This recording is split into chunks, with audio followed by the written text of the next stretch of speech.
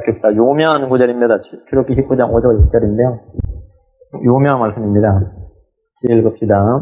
같이 읽읍시다. 출애굽기 19장 5절 시작.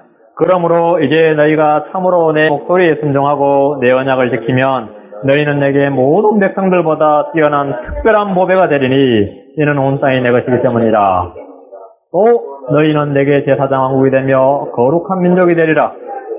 너는 이 말들을 이스라엘 자손에게 고할지니라. 예, 아멘. 좋은 말씀이죠. 특별한 백성, 특별한 보배, 제사장 왕국, 거룩한 민족. 아주 좋은 말씀입니다. 나는 기도하고 오늘 하는 말씀 듣겠습니다. 위대하시고 거룩하신 하나님 아버지, 특별한 보배, 제사장 왕국, 거룩한 민족이 되리라. 되는데, 우리는 저희 이 시대에 저희도 왕같은 제사장으로서 또 홀된 백성으로 또 특별한 백성으로 거룩한 민족으로 삼아주심을 감사합니다. 제가 말씀을 통해서 참으로 주님께서 저희를 향하신 선한 뜻, 완전하신 뜻을 저희가 마음으로 받고 믿음으로 수용하고 또 전심을 다해 순종할 수 있도록 인도해 주시고 저희가 참으로 이 세상에서 왕같은 제사장으로서 역할과 기쁨을 수행할 수 있도록 은혜를 베풀어 주시옵소서. 저희의 은혜를 드려 주시고 이 전파되는 말씀이 성도들의 참된 능력과 힘이 되어 주시고 권세가 있게 해주시옵소서. 감사드리며 예수 성기도합니다. 아멘. 누가 나에게 우리 조국, 우리 민족을 위해서 한 가지 기도 제목이 뭐냐 이래 묻는다면 저는 기꺼이 이 민족을 주님의 특별한 보배 제사장 왕국 거룩한 민족이 되게 해주시옵소서 이렇게 구할 것입니다. 저는 이 작은 지역교회 목사지만 마음속에 불타는 소원은 이곳에 많은 자국적 민족들에게 복음을 전하고 양육해서 그들이 모두 자국의 선교사로 돌아간 것입니다. 또한 저희 교회 모든 성도가 주님의 특별한 보배로서 왕같은 제사장으로서 거룩한 민족으로서 주님의 복음과 주님의 교리와 주님의 이름을 높여드리는 성도가 되기를 간절히 바랍니다. 하나님은 출애굽한 이스라엘을 인도하여 처음 말씀하신 대로 시내산에 이르게 하셨고 시내산에서 그들을 만나셨습니다. 그들은 광야에서 하나님과 두 번의 계약을 맺었는데 한 가지는 오늘 본문은 시내산에서 맺은 언약이고 또 하나는 모압 땅에서 맺은 언약입니다. 시내산에서 맺은 오늘 언약이 바로 돌판에 새겨진 십계명입니다. 하나님께서 이들에게 주신 언약은 이전에 조상들과 맺은 언약과는 전적으로 다른 언약입니다. 그래서 우리는 성경의 골격 또는 체계라고 할 수 있는 언약에 대해서 잠깐 살펴보고 본문을 가서 언약에 대해서 정말 살펴보겠습니다. 성경에는 하나님이 일방적으로 주신 언약이 있고 인간과 하나님과 인간 사이에 쌍방간에 맺은 언약이 있는데 전자를 무조건적 언약이라 하고 후자를 조건부 언약 또는 행언약이라고 합니다. 여러분이 만약 여러분 자녀에게 이번 생일날에는 자전거를 사주겠다. 그거는 자녀에게 생일이기 때문에 사준 게 되고 무조건적 언약이죠. 아니면 너희가 내년 설에는 내가 용돈을 올려주겠다. 아니면 네가 학교를 들어가면 어떻게 하겠다 할 때 내가 그냥 때가 되면 뭘 해준다는 것은 그건 무조건적 언약인데 이번 시험에서 성적을 올A 플러스를 맞으면 올A를 맞으면 뭘 해주겠다. 이런 조건부를 걸 때가 있죠. 그럼 애가 말을 들어야지 내가 해주고 말 안 들으면 무효가 되는 거죠. 마찬가지로 하나님이 인간의 상태가 상관없이 내가 하리라 이렇게 한 거는 무조건적 언약이에요. 은혜 언약이라고 무조건적 언약이고 너희가 어떻게 하면 내가 이렇게 해주고 어떻게 안 하면 이렇게 내가 벌을 주겠다. 그것은 행위 언약이라고 합니다. 그건 조건부 언약이라고 합니다. 무조건적 언약은 하나님의 약속을 믿기만 하면 되는 언약이에요. 무조건적 언약은 우리가 할 건 없고 그냥 하나님 해주신다고 했으니까 그냥 감사함으로 믿으면 돼요. 하나님 약속을 믿기만 하고 받기만 하면 됩니다. 명령적 요소가 없습니다. 명령의 요소가 없어요. 반면 조건적 언약은 믿으면 되는 것이 아니라 행해야만 할 의무와 명령이 주어집니다. 하나님은 언약이 하나님이십니다. 첫 번째 성경에 나온 언약은 에덴의 언약이라고 부르는데 창세기 2장 16절 17절 나오는 조건부 언약이었습니다. 행위 언약이었죠. 아담의 행위에 따라서 복과 저주가 결정됩니다. 영원한 생명이냐 사망이냐 결정나요. 창세기 2장 16절 17절 주 하나님께서 그 남자에게 명령하여 이르시되 동산 모든 나무에서 나는 것은 내가 마음대로 먹되 선악을 알게 하는 나무에서 나는 것은 먹지 말라. 이는 그 나무에서 나는 것을 먹는 날에는 내가 반드시 죽을 것입니다 하십니다. 이건 조건부 언약이죠. 우리의 행위에 따라서 하나님이 복과 저주를 결정하십니다. 아담은 하나님의 말씀을 거부했고 하나님은 저주하셨습니다. 하나님은 타락한 아담과 한 번 더 언약을 맺으셨는데 이번에는 무조건적 언약이었습니다. 그것은 다름 아닌 여자의 길을 통한 구속이었습니다. 창세기 3장 15절에 나온 내가 너와 여자 사이에 또 내 씨와 여자 씨 사이에 적대감을 누리니 이는 여자의 신은 내 머리를 상하게 할 것이요 너는 그의 발꿈치를 상하게 할 것이니라 하시고, 이건 아담의 행위와 상관없어요. 그냥 앞으로 이렇게 된다는 거예요. 이거는 일방적인 그냥 무조건적 언약이었습니다. 이런 아담의 의지나 행동에 근거한 언약이 아니라 주님께서 주신 일방적인 은혜였습니다.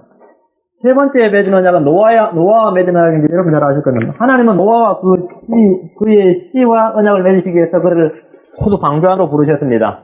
창세기 6장 18절에 그러나 너와는 내가 내 언약을 세우리니 너는 너와 내 아들과 내 아내와 내 며느리들과 함께 방주로 들어올지니라. 그래서 너와는 내가 언약을 세우겠다. 또 너와 내 아들과 내 아내와 내 며느리들과 함께 들어오라. 너와 내 언약을 세우겠다. 근데 창세기 9장 이제 온통 언약 이야기입니다.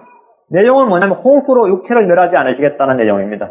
창세기 9장 9절, 11절, 12절, 15절 4번 나오는데 주님은 이 언약의 증표로 무지개를 위해서입니다. 무지개를 위해서요. 이 언약 역시 무조건적 언약입니다. 무조건적 언약. 뭐 인간의 행위가 노아가 어떻게 하고 안 하고 상관없이 그냥 하나님께서 다시는 뭐라고요? 이 땅에 물로 육체를 심판하지 않겠다. 그런 거죠. 무조건적 언약. 노아나 사람들의 행위와 아무 상관이 없습니다. 네 번째 하나님의 언약을 맺은 사람은 그 아브라함입니다. 하나님은 아브라함을 일방적으로 부르시고 그를 복주셨고 많은 약속을 주셨습니다. 뭐 땅에 대한 약속이 주어졌고 씨에 대한 약속이 주어졌고 왕국에 대한 약속이 주어졌는데 아브라함이 주신 언약 역시 무조건적 언약이었습니다. 무조건적 언약이죠. 주님은 이집트에서 이스라엘을 인도하신 건 역시 이 언약에 기초한 것입니다. 주님은 아브라함과 맺은 언약을 기억하시고 이스라엘 백성들을 이집트에서 인도해 내시고 약속의 땅을 주신 것입니다. 언약의 증표는 할례였습니다. 이제 430년의 세월이 흘러서 이스라엘은 시내산에서 새롭게 언약을 맺었습니다. 오늘 본문은 바로 시내산에서 언약을 맺으시기 직전의 모습입니다. 이 언약은 아브라함, 이삭, 야곱과 맺은 언약과는 완전히 다른 언약이었습니다. 신명기를 잠깐 가서 5장 2절 봅시다. 신명기 5장 2절 3절. 중요한 말씀입니다. 신명기 5장 2절 3절 봅시다. 주께서 주 우리 하나님께서 호렙에서 우리와 언약을 맺으셨나니, 이 호렙이 오늘 시내산입니다. 시내산. 호렙에서 우리와 언약을 맺으셨나니 이 언약은 주께서 우리 조상들과 맺으신 것이 아니요. 우리 조상들과 맺으신 것이 아니요. 이 말은 아브라함, 이삭, 야곱과 맺은 언약과는 다른 것이다 말이죠. 이날 여기에 살아있는 우리 곧 우리와 맺으신 것이라. 그래고만 이스라엘 백성들과 맺은 언약이다. 언약의 증표로는 돌판이 주어졌고 그들은 매주 안식일을 지켰습니다. 이 언약은 철저히 행위 언약이었습니다. 후에 모압 땅에서 한 번 더 언약을 맺으셨는데 이 역시 조건부의 언약, 행위 언약이었습니다. 신명기 29장으로 한번 봅시다. 신명기 29장 1절. 신명기 29장 1절. 한 번 더 맺었다는 얘기 나오죠. 주께서 호렙에서 이스라엘 자손과 맺으신 언약 외에, 주께서 호렙에서 이스라엘 자손과 맺은 언약 외에, 주께서 호렙에서 이스라엘 자손과 맺은 언약이 뭐냐면 십계명 언약이라고 그랬죠. 십계명 언약인데 언약 외에 그분께서 모세에게 명령하사 모압 땅에서 또 그들과 맺으신 언약의 말씀드리려 하니라. 29장은 모압 땅에서 맺은 언약입니다. 이건 팔레스타인 언약이라고 하는 거예요. 축복과 저주의 언약이 축복과 저주의 언약.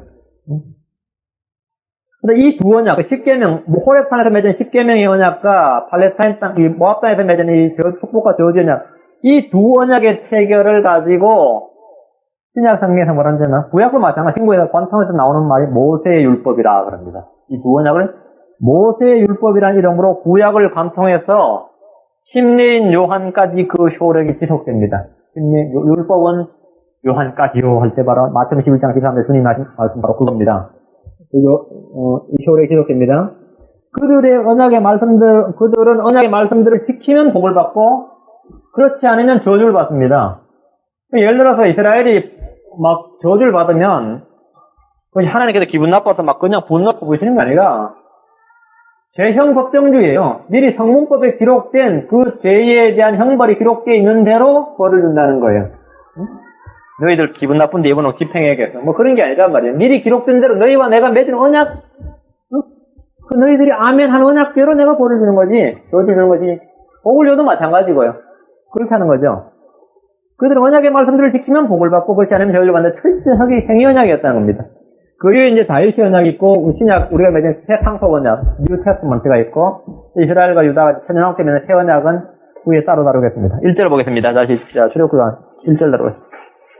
이스라엘 자손이 이집트 땅에서 나온 지 석 달째 되던 때에 바로 그날에 그들이 시내 광야에 이르렀으니 석 달째 되던 날에 바로 그날에 시내 광야에 이르렀으니 이제 출애굽한 지 3개월이 지나서 1차 목적지인 시내산에 도착했습니다. 주님께 희생제를 드리러 나간다고 말한 장소가 바로 이곳입니다. 시내란 지명은 이름이 가시나무 숲이라는 뜻입니다. 가시나무 숲입니다. 그래서 여러분이 만약 성지순례를 간다면 여기는 온통 가시나무 숲이에요. 시나이 반도에 있습니다. 바란 광야 남쪽이면 아카바만과 스웨지만 사이에 위치하면서 아마 지금 여러분 여기서 출발한다면 막 카이로로 가서 아마 400km 정도 달려야 될 겁니다. 거대한 삼각형 모양을 하고 있습니다. 요즘 많은 교회 성도들이 성지순례로 자주 가는 명소 중에 한 곳입니다. 이 산은 모세가 불타는 떨기나무에서 주의 음성을 들었고 십계명을 받았던 곳이며 엘리야가 도망쳐서 달려온 곳이며 주님이 시험을 받으신 산이며 후에 사도 바울이 주님의 보응을 받고 예루살렘 대신에 바로 이곳 아라비아라고 하죠. 바로 이곳 시내산으로 3년간 있었던 그 유서 깊은 곳입니다.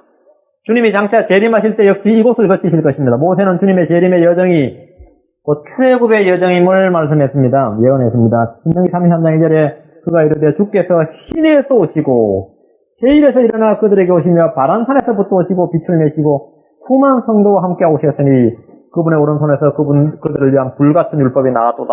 재림을 행할 때 주께서 시내산에서 오시고 시내산은 호렙산과 같은 지명입니다.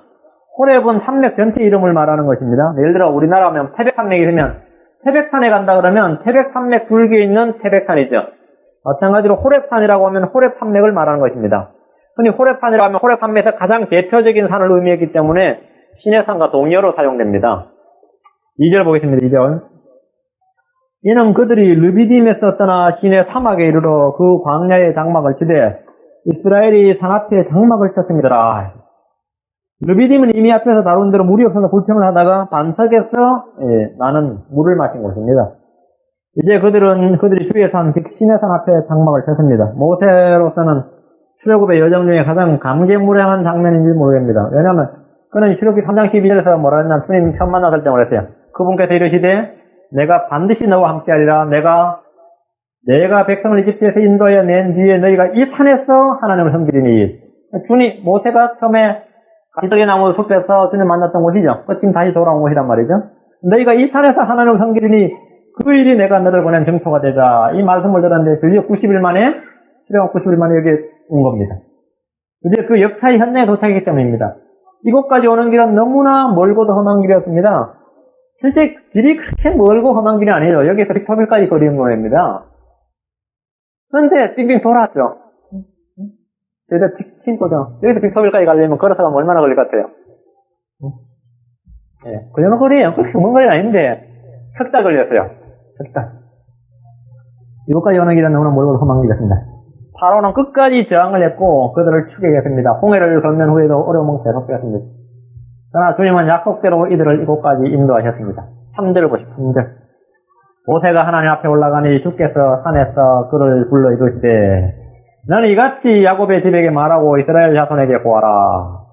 하나님은 모세를 불러서 이스라엘 백성들에게 말씀을 주셨습니다. 하나님이 고하라 준 말씀은 먼저 구속하신 하나님, 구원자 하나님에 대한 자기 증거였습니다.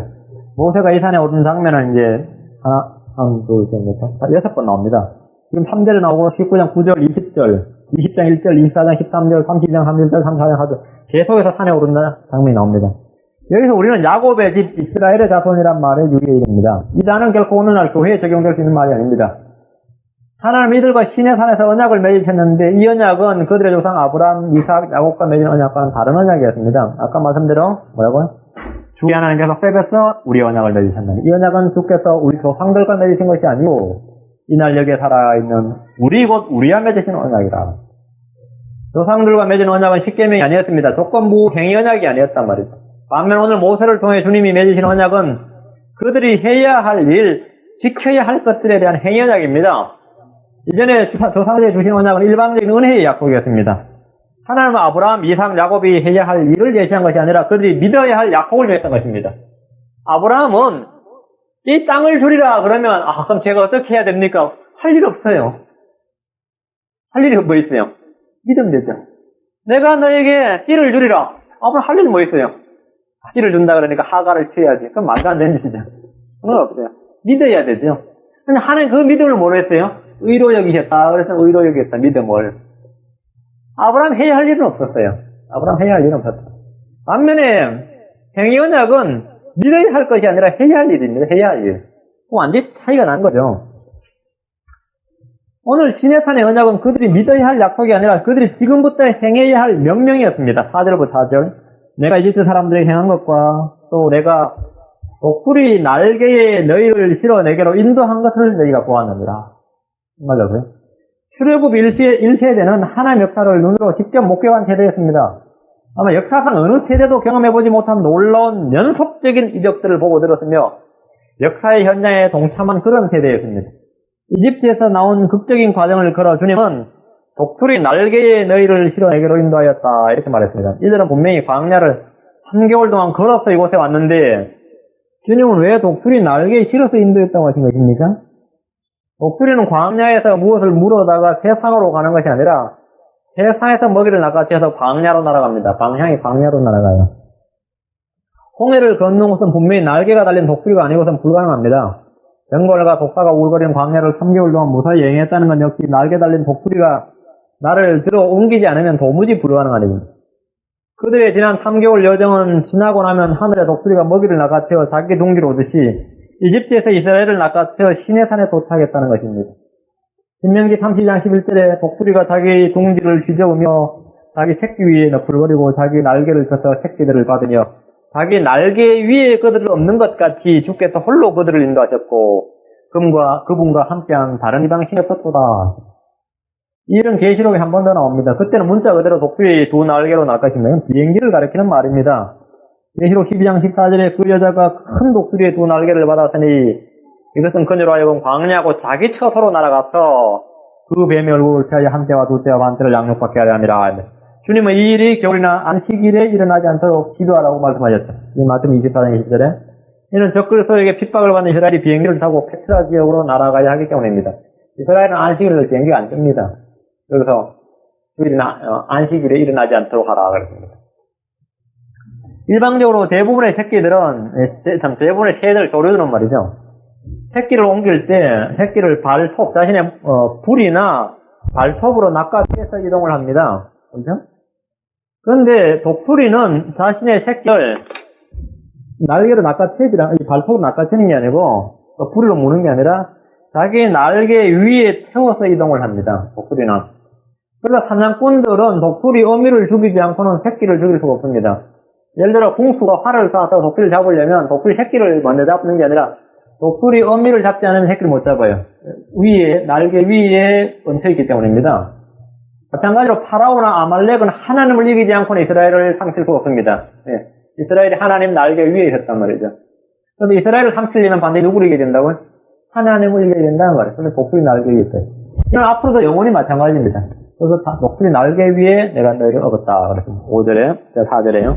이제 5절 봅시다. 5절. 그러므로 이제 너희가 참으로 내 목소리에 순종하고 내 언약을 지키면 너희는 내게 모든 백성들보다 뛰어난 특별한 보배가 되리니 이는 온 땅이 내 것이기 때문이다. 백성들은 모두 주님의 음성에 순종하고 언약을 지킬 것을 맹세했습니다. 여기서 언약이란 십계명을 말하는 것입니다. 하나님은 십계명의 그 언약의 책으로 주시고 따로 돌판에다가 기록하게 하셨습니다. 이스라엘 백성들은 주님의 놀라운 제안에 금방 아멘으로 화답하고 말았습니다. 출애굽 24장 7절을 한번 보십시오. 기록 양각경에 출애굽 24장. 참으로 내 목소리에 순종하고 내 언약을 지키면 하는 조건이 있는데 그렇게 하면 너희는 내게 모든 백성들보다 뛰어난 특별한 보배가 되리니 이렇게 약속을 하시자 주님이.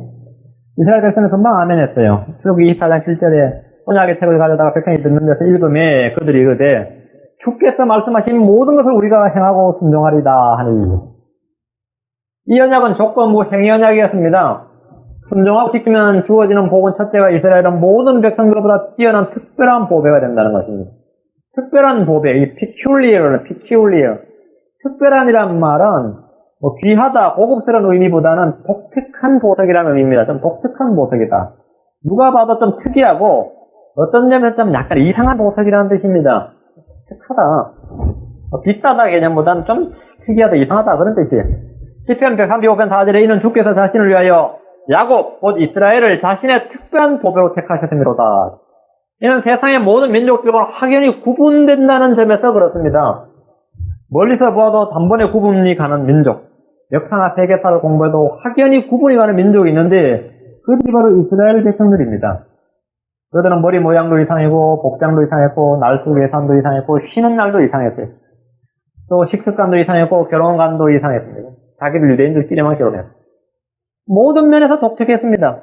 그러나 그들이 주님의 음성에 순종하지 않고 언약을 지키지 않았을 때 모든 백성들보다 뛰어나기는 고사하고 가장 비천한 민족, 포로된 민족, 흩어진 민족이 되어버렸습니다. 그들은 세계 인류 강대국이 된 게 아니라 삼류국가도 미치지 못했어요. 삼류국가도 되지 못했습니다. 주님은 우리 성도들을 예수의 피로 특별한 백성으로 만드셨습니다. 디도서 2장 14절 봅시다. 자, 우리 백성들 특별한 백성, peculiar people. 디도서 2장 14절. 그분께서 우리를 위하여 자기 자신을 내어주시면 모든 불법으로부터 우리를 구속하시고 우리를 정결하게 하사 선한 행위에 열심을 내는 백성, 곧 자신을 위한 특별한 백성이 되게 하려 하십니다. 특별한 백성이 되게 하십니다. 또한 여러분은 진주로 비교되는 특별한 백성입니다. 세상과 확연히 구분되는 그런 백성입니다. 일요일이면 놀러가는 대신에 교회로 갑니다. 유행가를 부르는 대신에 찬송가를 부릅니다. 돈을 벌어서 자기를 위해 쓰지 않고 하나님과 교회와 이웃을 위해 사용해버립니다. 세상의 소망을 두지 않고 영원한 하늘의 소망을 둡니다. 또 이를 위해 고난을 받고 손해를 보는 것을 감수할 뿐만 아니라 기뻐합니다. 원수를 위해서 기도합니다. 저주하는 자를 위해서 축복합니다. 환난을 당할 때 기뻐합니다. 주님은 바로 이것을 위해서 우리를 부르셨고 자신을 내어주셨습니다. 그래서 독특한 백성이라, 특별한 백성이다.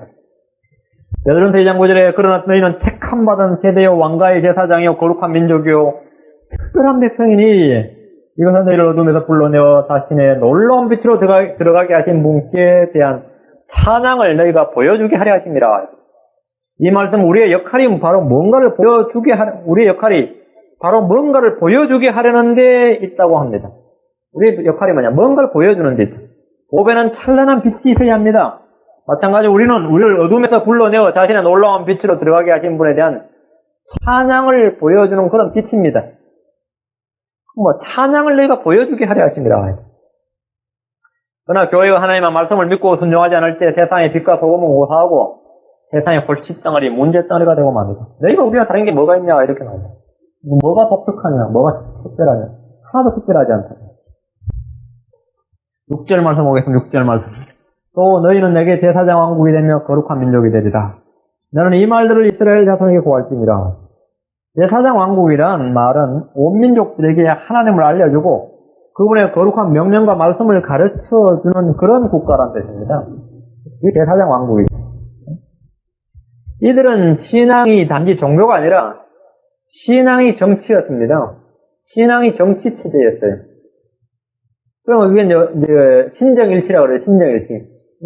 예를 들어서 신앙생활 제대로 안 하면 그냥 신앙적으로 교회에서 욕을 먹는 게 아니고 바로 제재가 가해졌다는 거죠. 예를 들어 안식일을 안 지키면 어떻겠어요? 바로 돌로 쳐서 죽였다. 그게 형법이었단 말이죠. 그 종교가 법이었단 말이에요. 신정일치였다. 이제.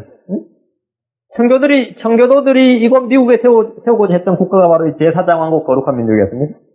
켈빈이 스위스의 제네바를 이런 신정일치 도시로 만들고 싶어 했고, 동시에 어거스틴이 로마 캐톨릭을 통해서 신정일치 국가를 만들고자 했지만 성공해 본 적이 없습니다. 잠시 신정일치를 만들었지만 제사장 왕국이나 거룩한 민족과는 너무나 거리가 멀었습니다.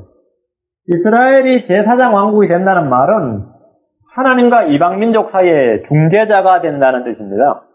하나님과 이방민족들 사이에.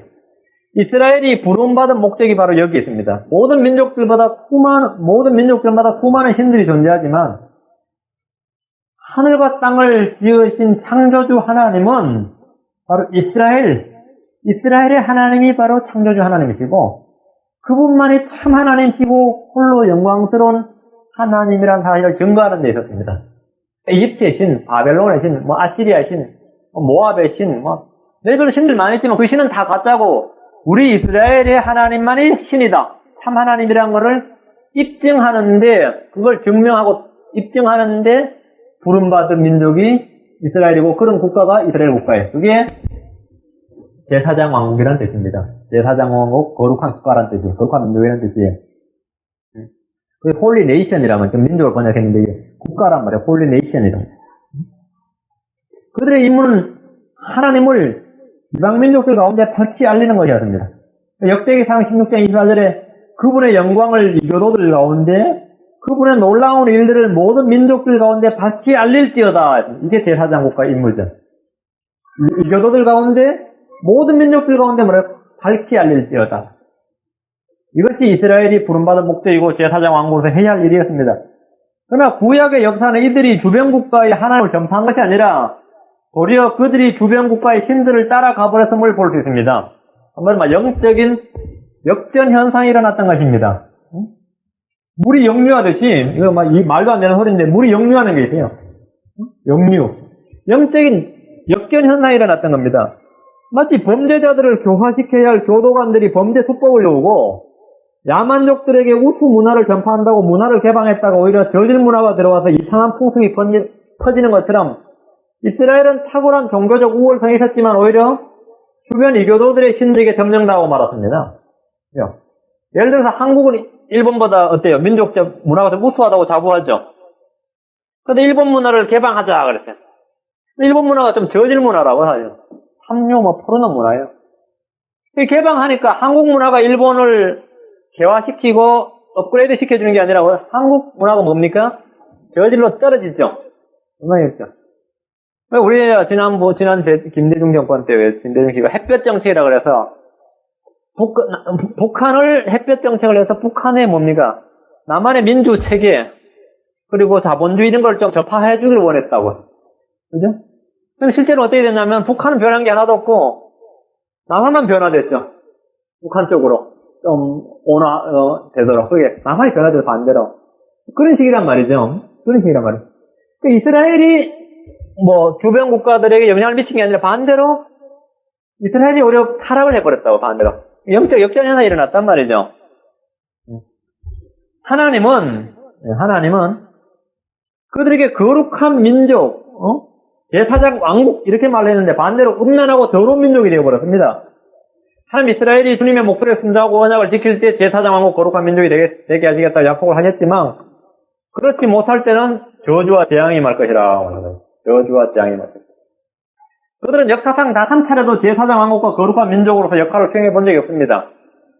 예를 들면 다윗 시대에 잠시, 솔로몬 시대 잠깐 앞에 전반기에 조금 그런 게 있었지만은, 제사장 왕국 거룩한 민족으로 역할을 수행해 본 적이 없습니다. 그러나 천년왕국 때 그들은 제사장 왕국으로서 역할을 다할 것입니다. 만약 이방인들이 유대인으로부터 성경을 배우지 않으면 그들은 철저히 멸망당하고 뽑힐 겁니다. 유대인으로부터 성경 안 배우면 천년왕국 때는. 예레미야 12장은 보세요. 그 이야기가 예레미야에 나옵니다. 예레미야 12장 5절과 6절을 보세요. 요즘에 기도 모임 시간에 예레미야 하고 있는데 여러분 나오시면 다 배우는 이야기인데 예레미야 12장 15절 16절 보세요. 예레미야 12장 15절. 그들을 뽑아낸 뒤에 내가 돌이켜 그들을 불쌍히 여기고 각 사람을 그의 유산으로 각 사람을 그의 땅으로 다시 인도하리니 그들이 이방인들입니다. 그들이 내 백성의 길들을 부지런히 배워. 이방인들이 뭘 배우라고요? 내 백성 유대인들 말이에요. 그들이 유대인들의 길들을 부지런히 배워 주께서 살아계신다 하면서 내 이름으로 맹세하기를 자기들이 내 백성을 가르쳐 바알을 두고 맹세하게 한 것 같이 하면 내 백성이 한가운데서 태워지려니와. 옛날에 뭐라고요? 유대인들한테 막 바알 가르치듯이 너희가 반대로 천년왕국 때 뭐라고? 유대인들한테 하나님을 배워야 된다는 거죠. 이게 제사장 왕국이에요. 주님은 심판받은 백성들이 회개하고 부지런히 성경을 배우고 하나님 살아계신다는 신앙을 가지면 세움을 받게 하시겠다고 하셨습니다. 어떤 뭐라고요? 유대인 한가운데서 말이죠. 그들이 이스라엘에게 바알을 가르쳤듯이 이제 반대로 이스라엘로부터 주님을 배우고 맹세해야 됩니다. 이방 민족들은 이스라엘에게 순종하지 않으면 철저히 멸망을 당할 것입니다. 12장 17절에 나오죠. 만일 순종하지 않으면 안 배우면 말. 유대인들로부터 내 백성들로부터 내 백성의 길들을 부지런히 배우지 않으면 어떻게 된다고요? 만일 순종하지 아니하면 내가 그 민족을 철저히 뽑아내고 멸하리라 누가 말한 거다. 지금 눈에 보이는 이 세계 역사가 전부가 아닙니다. 눈에 보이는 잠깐이 전부가 아니다. 주님 오시는 그날의 모든 역사는 주님 오신 그날에 다 결산됩니다. 그래서 이사야 60장 12절에 이는 너를 섬기려 하지 아니하는 민족과 왕국은 멸망할 것이니 참으로 그런 민족들은 완전히 피폐하게 되리라. 천연왕 때는 유대인들을 섬기지 않으면, 유대인들도 섬기를 안 좋으면 완전히 멸망한다. 이게 진정한 왕같은 제사장, 거룩한 민족이에요. 주님은 이렇게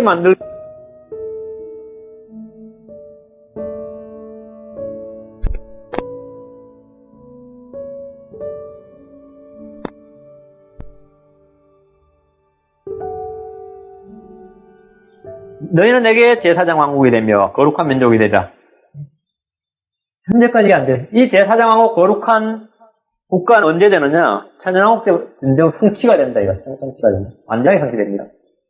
우리는 여기서 몇 가지 교훈을 얻을 수 있습니다. 하나님은 예수를 믿는 성도들을 우리 신약 교회에 우리에게 적용했을 때 말이죠. 왕같은 제사장이요 거룩한 민족의 특별한 백성으로 삼으셨습니다. 이는 호렙산의 언약과 달리 우리의 행위에 근거한 약속이 아닙니다. 우리는 이게 조건부 언약이 아니에요. 우리는 베드로전서 2장 9절에 왕같은 제사장, 거룩한 민족, 특별한 백성 할 때 이것이 호렙산에서 이스라엘 백성들에게 주신 것처럼 행위 언약이 아니고 주님이 십자가에서 흘린 피에 근거한 세상속 언약, 뉴 테스트먼트, 신약에 따른 것입니다. 말씀을 지키고 순종하면 제사장이 되리라가 아니고 예수를 믿으면 이미 제사장이 되었답니다. 제사장이 되었다. 이는 큰 차이입니다. 우리 베드로전서 2장 5절 다시 보세요. 베드로전서 2장 5절. 앞에 출애굽기는 지금 갈피를 꽂아 놓으시고요. 베드로전서 2장 5절. 행위 언약이 아니라 우리는 뭐라고요? 무조건적 언약, 은혜 언약이다 말이죠. 일방적인 언약, 무조건적 언약이다 말이죠. 베드로전서 2장. 이렇게 하면 내게 제사장이 되리라가 아니에요. 우리는 제사장이 믿으면 되었도다. 베드로전서 2장 5절 너희도 살아있는 돌들로서 영적인 집으로 건축되고 예수 그리스도를 통하여 하나님께서 받으실 영적 희생물을 드리는 거룩한 제사장이 되리라가 아니고 뭐라고요? 되었도다. 기가 막힌 이야기예요. 성경은 되리라가 아니라 되었도다라고 선포합니다. 이것이 구약과 신약의 차이입니다.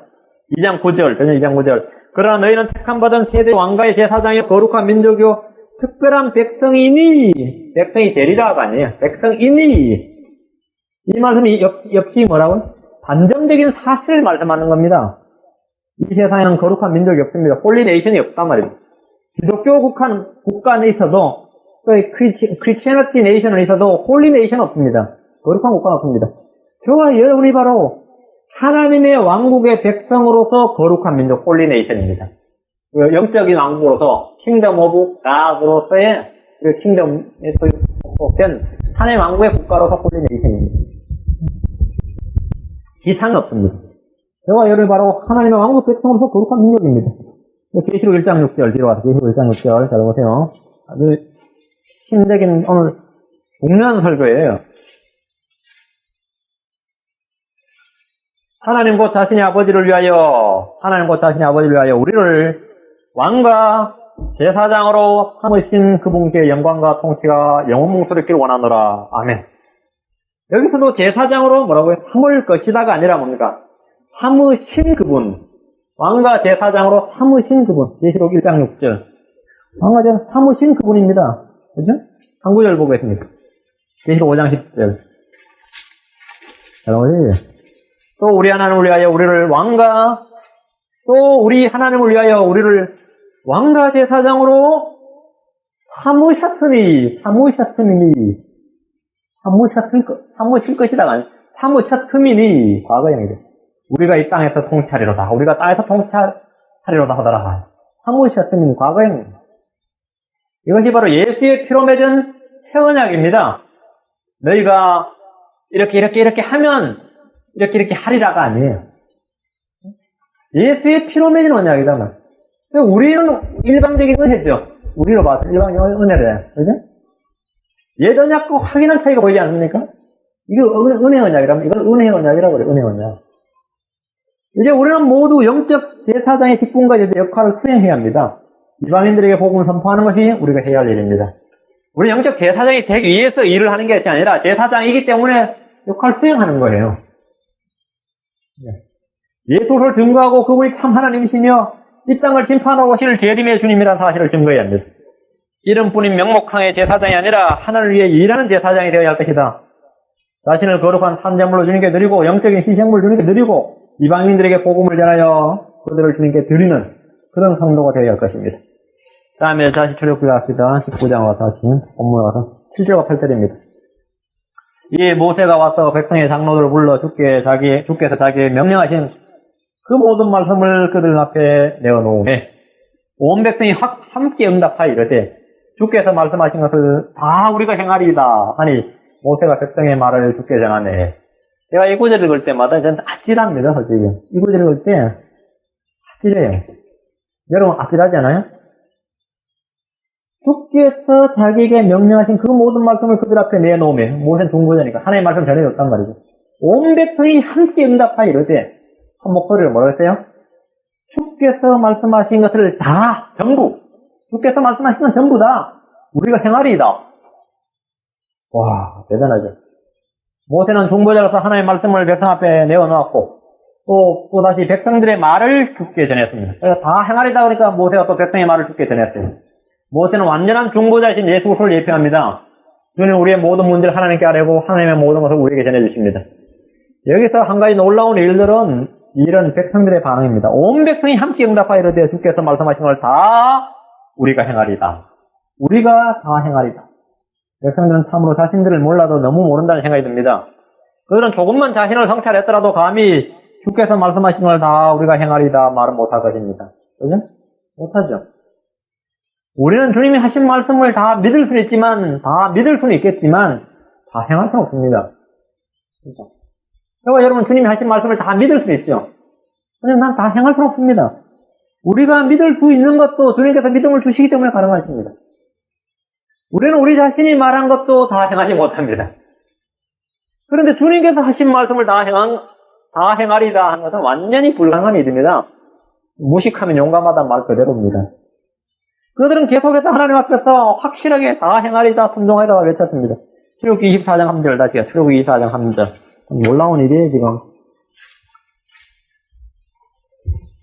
이에 모세가 와서 주의 모든 말씀과 그 모든 법도를 백성에게 고하매 온 백성이 한 목소리로 응답하여 이르되 주께서 하신 모든 말씀 우리가 행하리이다 하더라. 우리가 믿으리다가 아니죠. 행하리이다예요. 행연약이니까. 24장 7절 밑으로 7절 오른쪽에 언약의 책을 가져다 백성이 듣는 데서 읽음에 그들이 이르되 주께서 말씀하신 모든 것을 우리가 행하고 순종하리다 하니 올라온다. 행하고 순종하리다. 특별한 보배 제사장 왕국 거룩한 민족이 되는 길은 차라리 맨몸으로 광야를 통과하는 일보다 어려우며 맨손으로 홍해를 건너는 일보다 어려운 일이었습니다. 누구도 주님의 율법을 다 지키고 행하고 순종할 수 없습니다. 그들은 차라리 주여 우리가 연약하오니 믿음으로 살게 하옵소서, 은혜를 주옵소서, 긍휼을 베풀어 주옵소서, 주의 법을 감당할 수 없나이다 이렇게 말해야 합니다. 주의 율법은 거룩하고 흠이 없으며 완전합니다. 그 자체는 문제가 없습니다. 그러나 그것을 지킬 힘은 이 세상 육신을 가진 인간은 누구도 없습니다. 예수님 한 분 외에 누구도 그 율법을 지킬 힘은 없습니다. 단 한 가지 명령도 아담은 가장 완전한 상태에 있었던 아담도 단 한 가지 명령을 못 지켰어요. 그죠? 한 가지 명령을 못 지켰어요. 그들 안에는 성령이 임하지 않았습니다. 그들은 거듭나지도 않았습니다. 누구도 하나님의 성품에 참여하지도 않았습니다. 그렇지만 그들은 한 목소리로 응답하여 주께서 하신 모든 말씀을 우리가 행하리다 외쳤던 것입니다. 이들은 육신이 결코 율법을 다 행할 수 없는 무익하고 연약한 것이라는 것을 아는데 약 1500년의 세월이 흘렀습니다. 1500년의 세월이 걸렸습니다. 육신은 무익하다, 육신은 연약하다, 육신은 율법을 행할 수 없다는 사실을 알 때 그들은 주님의 은혜를 찾게 되는 것입니다. 1500년의 세월이 흘러서도 잘 몰랐죠. 그런데 탁월한 육신의 열심으로는 탁월했던 한 바리새인이 있었는데 그 사람이 바로 사도 바울이었어요. 그 사람이 안 된다고 말했어요. 유대에서 가장 율법으로 열심인 사람이 육신은 율법을 행할 수 없다고 판단을 내려 가르쳐줬다고 제시를 받았고. 지금 이 사건 후에 1500년의 세월이 흘러서도 이들은 육신으로는 율법을 행할 수 없다는 사실을 잘 몰랐습니다. 깨닫지는 못했어요. 오호라 나는 비참한 사람이로다 라는 탄식이 나올 때 자아를 포기하고 주님을 찾습니다. 하나님이 율법을 주신 것은 우리가 죄인이라는 사실을 알고 인정하게 하는 것입니다. 우리는 결코 하나님의 욕을 채울 수 없고 만족시킬 수 없는 존재라는 사실을 자각하게 하는 것입니다. 율법은 우리를 예수 그리스도로 인도하는 훈육선 행위였습니다. 저는 오늘날 성도들이 호렙산의 이스라엘 백성들처럼 스스로 주님의 뜻을 다 행할 수 있다고 자신하는 분이 있지 않길 바랍니다. 우리 모두 주님 한가해도 행할 수 없습니다. 주님께서 성령을 충만케 하셨다 행할 힘을 주옵소서.